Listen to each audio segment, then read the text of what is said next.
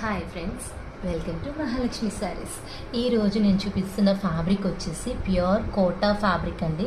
Fabric చూసారా అసలు ఎలా ఉందో, చాలా లైట్ వెయిట్ కదా, ఎంత బాగుందంటే ఈ శారీ చూస్తే నాకు ఏం గుర్తొస్తుందంటే రోజ్ గార్డెన్ లాగా ఫ్లోరల్ గార్డెన్ గుర్తొస్తుందండి. అంత బాగుంది ప్యాటర్న్ అయితే. సరే కాంట్రాస్ట్లో వచ్చేసి మనకి ఫ్లోరల్ అంతా కూడా సిల్వర్ జరీ వీవింగ్ వస్తుంది.